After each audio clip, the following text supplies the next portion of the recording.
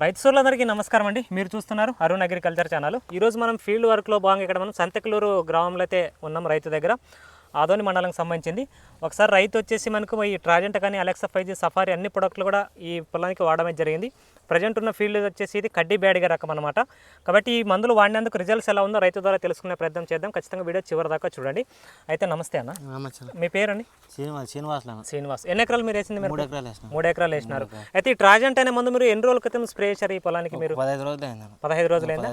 2 సార్లు స్ప్రే చేశారా? 2 సార్లు వేసిన. ఓకే. అయితే ఫస్ట్ స్ప్రే చేయకముందు ఏమేమి సమస్య ఉంటుంది మేజర్గా దీంట్లో? మీకు పొండాకు, నెల్లి, కాపు లేదు, ఏం లేదు, ఏం లేకుండా ట్రిప్స్ ఎక్కువ పోతున్నా ఎక్కువ.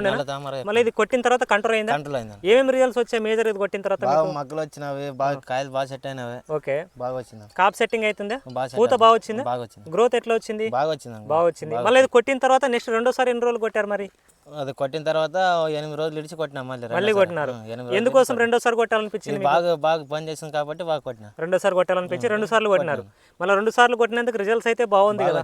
ఏమన్నా హెవీగా మళ్ళీ గ్రోత్ వచ్చి ఏమన్నా వైరస్ లాంటి వచ్చే సమస్య వచ్చింది? ఏం రాలేదు కదా? అంతకుముందు మీరు నల్ల తామర అంటే మనకు పోతులో ట్రిప్స్ ఉంటాయి కదా, వాటికి సంబంధించి అంతకుముందు చాలా మందులు కొట్టింటారు మీరు. వాటికంటే మేలా బెటర్ గా పనిచేసింది. ఓకే. తోటి రైతులు ఎవరైనా సరే వాడుకోవచ్చు. వాడుకోవచ్చు. ఎవరైనా వాడుకోవచ్చు. ఓకే.